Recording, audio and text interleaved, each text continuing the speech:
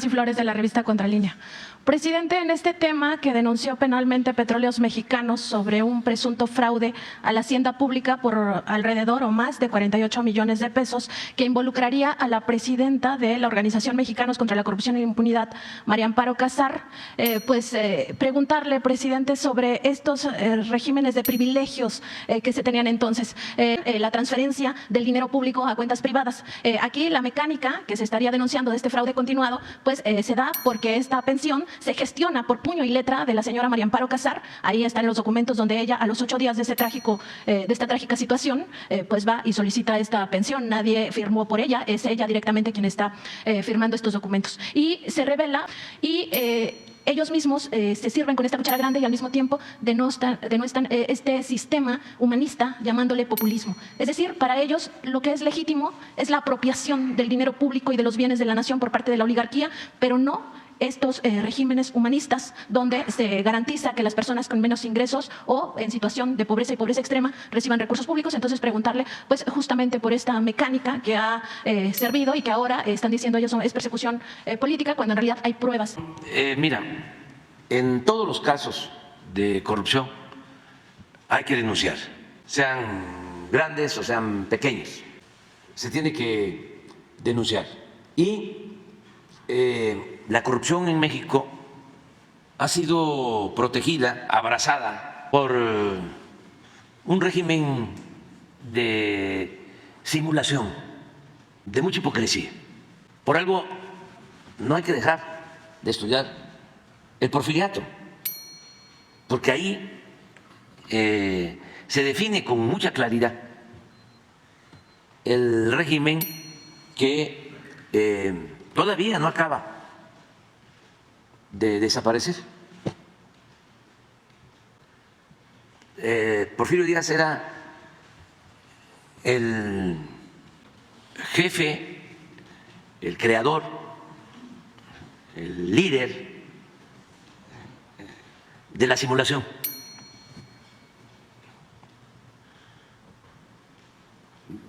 Se decía una cosa y se hacía otra. Y todo era legal. Se violaba la Constitución en el fondo, pero se respetaba en la forma. Se hablaba de 3 poderes, pero el poder de los poderes era el Ejecutivo, era él. Y ahí surge el destape con Porfirio. Es el creador del destape, de toda la simulación democrática, de las listas para sacar a los diputados. Se llegó a decir, soy diputado gracias al presidente o por decisión del presidente. El acarreo, la cargada, el besamanos,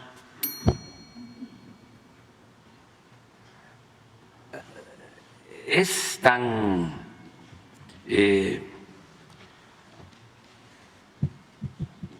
bien construido ese régimen antidemocrático, y además como tarda mucho, 34 años, que no pudo la revolución destruirlo. Se trasladó a la época posrevolucionaria. Se avanzó con la revolución, desde luego, en el terreno económico y sobre todo en lo social. La Revolución Mexicana es lo más avanzado que hay en cuanto a justicia social. Pero en términos políticos, siempre he dicho aquí que don Daniel Cosío Villegas decía, ya no está don Porfirio, pero se quedó doña Porfiria. Se mantuvieron las mismas prácticas. Bueno, hasta hace relativamente poco, un candidato a la presidencia podía ganar con el 90% de los votos. 90. Bueno, y era una costumbre que sería el candidato del partido dominante y ya era el presidente. Apenas destapaba. Pero eso tardó muchísimo. Lo de la corrupción, igual.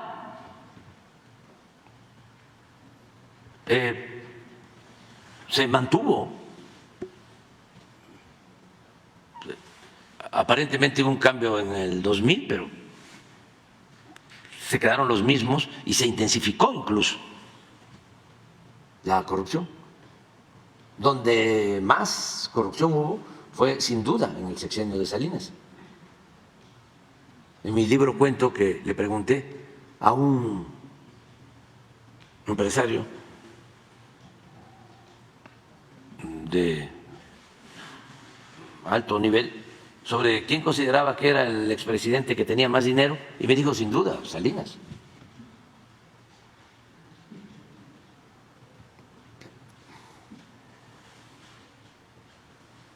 La corrupción se mantuvo durante mucho tiempo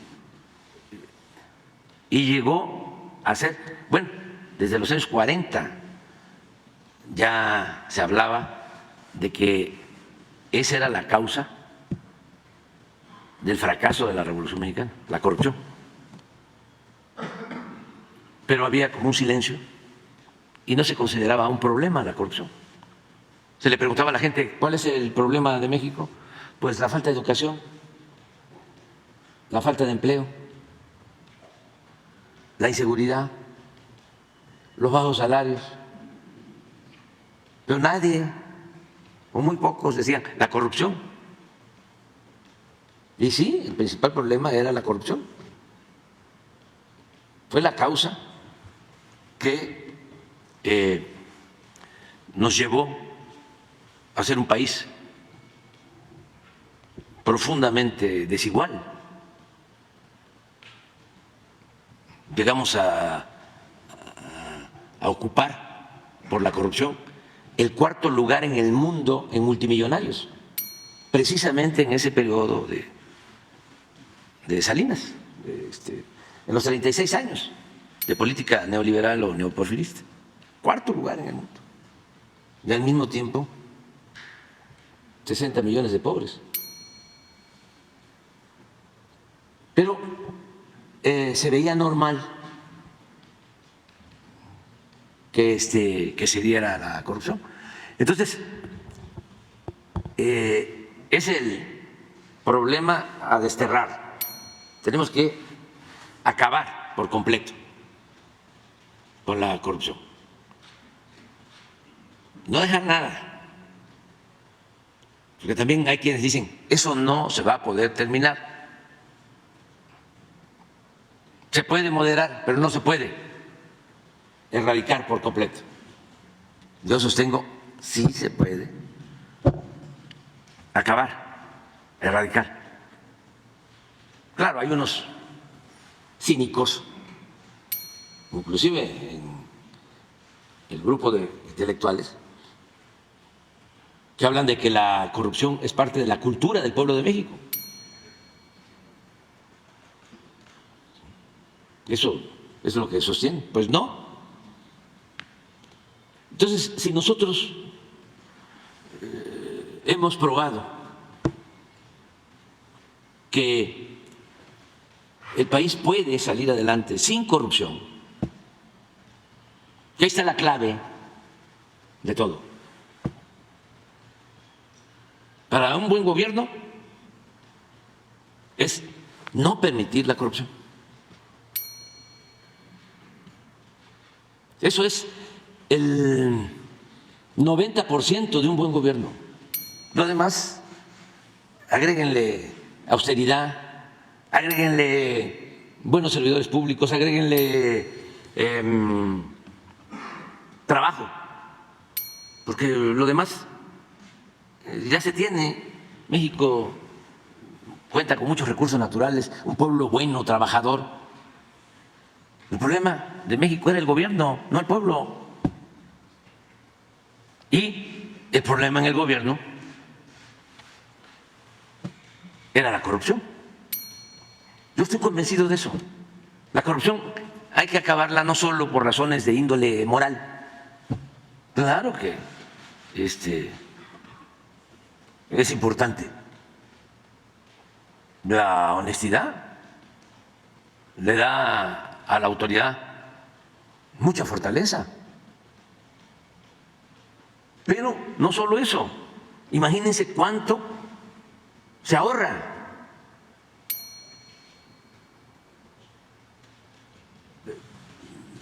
Yo calculo que nos hemos ahorrado, por no permitir la corrupción, como 2 o 3 billones de pesos. ¿Cuánto estamos destinando este año a las pensiones de los adultos mayores? Medio billón, poquito menos. Pero hemos ahorrado en el gobierno de 2 a 3.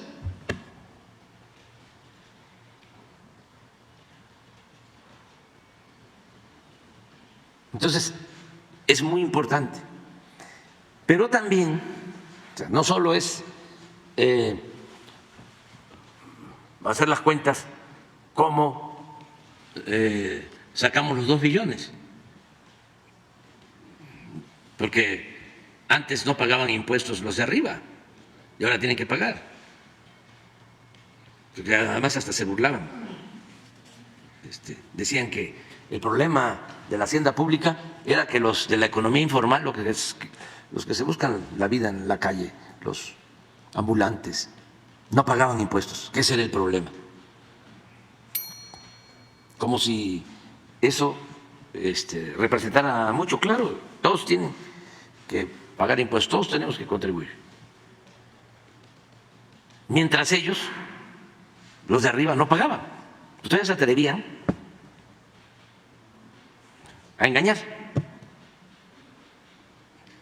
con todo el coro de alcahuetes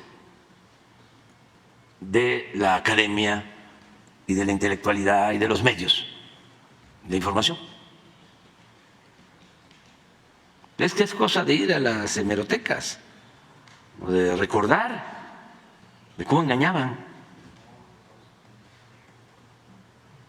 Entonces, ese grupo que servía para legitimar un gobierno corrupto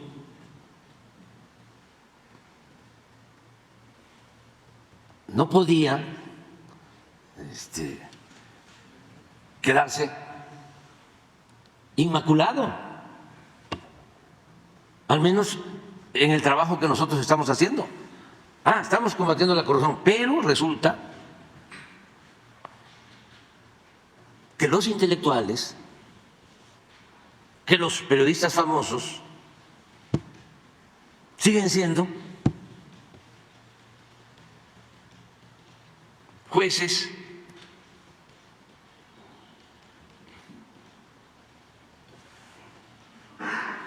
actuando como paladines de las buenas conductas,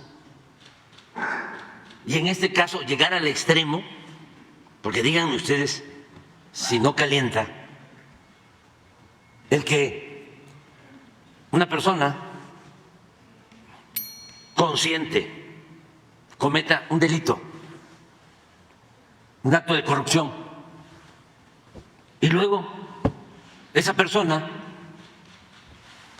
que pertenece a la oligarquía corrupta se convierte en la presidenta del Instituto para combatir la corrupción, solo que de plano estemos más que dormidos, o que no nos hayan avisado que ya dejamos de existir. ¿Cómo se va a dejar eso? Olvídense del monto. No es poca cosa, sí. Pero lo importante es lo cualitativo. ¿Y cómo salen a defender a esta persona? Cientos. Y luego, ¿cómo usan como excusa el que para qué se dan a conocer datos personales? Y ya no hablemos de a cuántas personas ellos han calumniado sin tener pruebas de nada.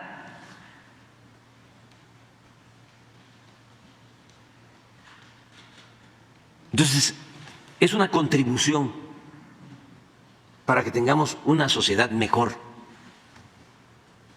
Es para las nuevas generaciones, para que no vuelva otra vez a Aguilar Camín a engañar de que es un intelectual independiente, o Krause.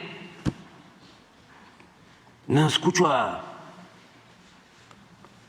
¿cómo se llama este conductor que me confesó una vez que él era neoliberal? No, Zuckerman, como tiene de maestro Aguilar Camín, está más ofendido que el mismo Aguilar Camín, llamándome miserable porque doy a conocer esta información.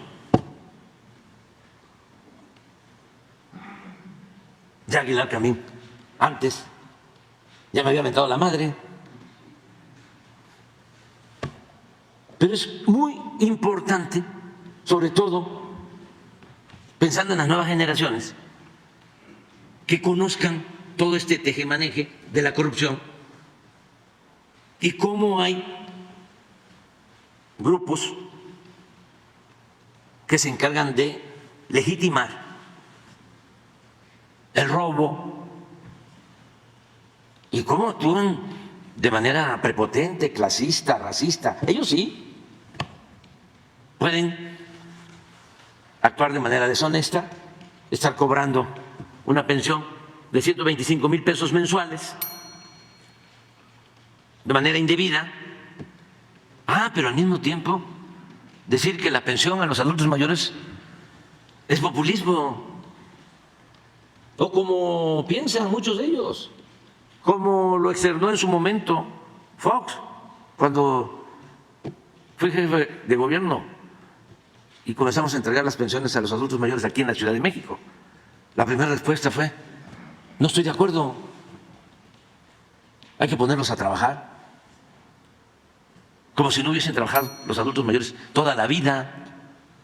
Además, ellos hablan, ¿no?, que son internacionalistas, hablan de que están a favor de la globalidad.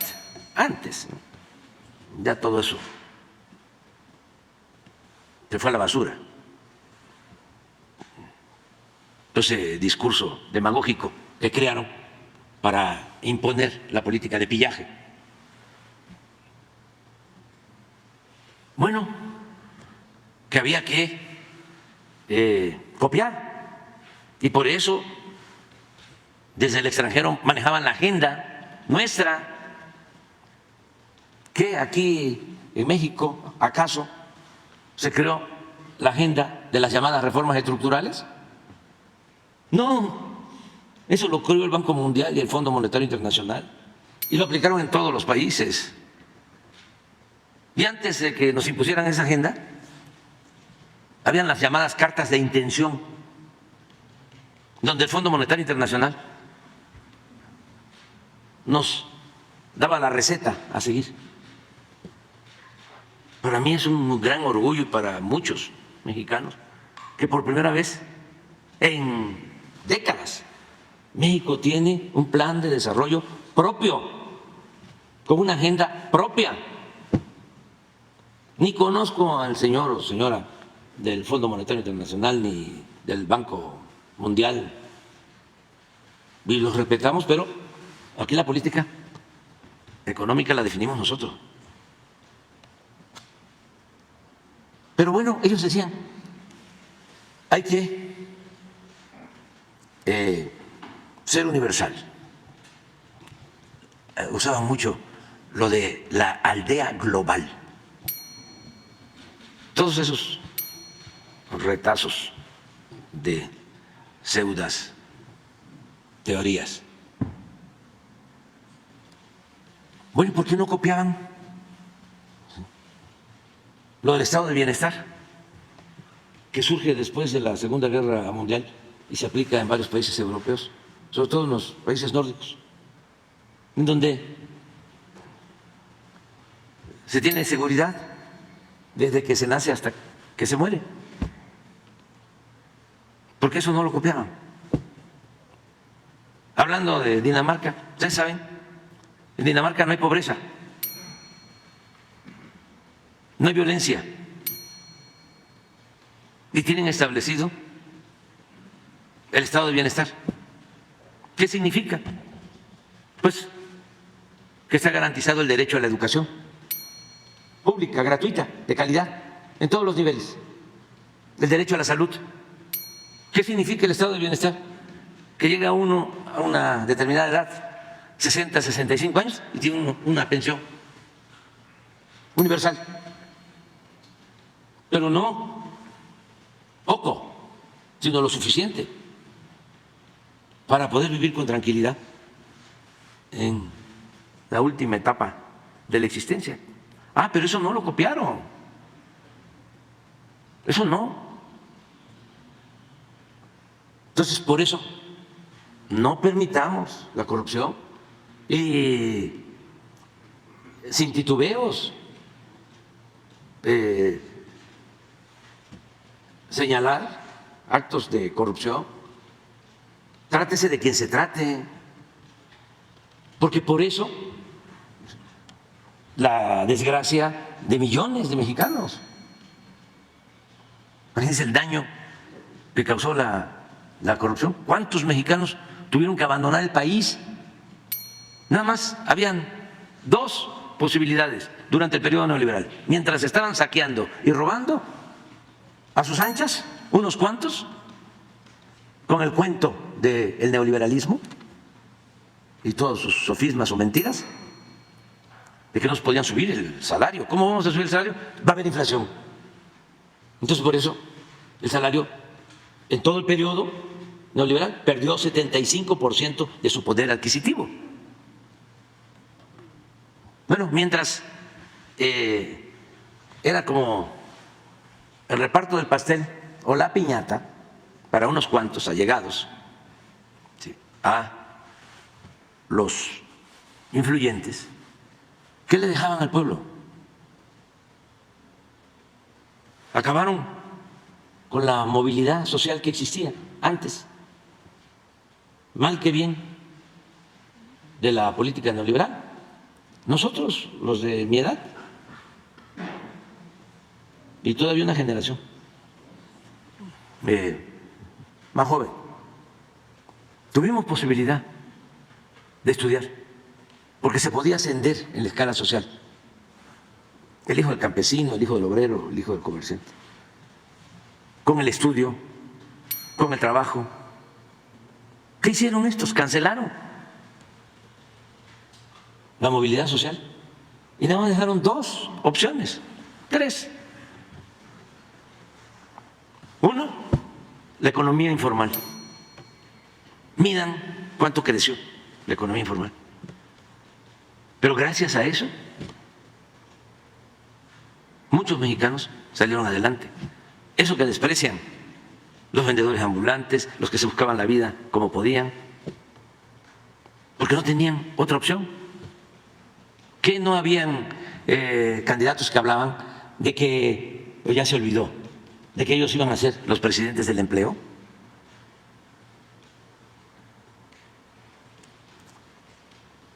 Bueno, esa era una opción. Y la otra, emigrar, irse a buscar la vida arriesgándolo todo a Estados Unidos. Millones de mexicanos. Si no hubiese sido por esas dos acciones que tomó la gente, pues pues hubiese habido un estallido en México o hubiese estado aún peor. Ahora, fíjense lo que son las cosas. Quienes se fueron en esas condiciones, expulsados al exilio por falta de oportunidades en nuestro país, nos están mandando 63,000 millones de dólares a sus familiares y a México. Y por eso creció también la violencia, que eso fue lo tercero. Afortunadamente fueron los menos, pero sí, eso produjo la creación de las bandas, el abandono a los jóvenes, la falta de oportunidades. Entonces, no se puede olvidar. Perdonar sí, olvido no. Presidente, Corrupción, no, venga de donde venga, aunque les moleste. Y además, encima de todo, con la burla de que crearon institutos para combatir la corrupción. El Instituto para la Transparencia.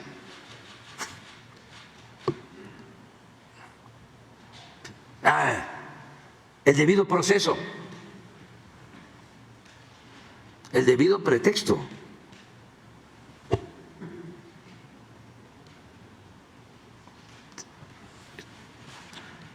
Hicieron una especie de gobierno para ellos.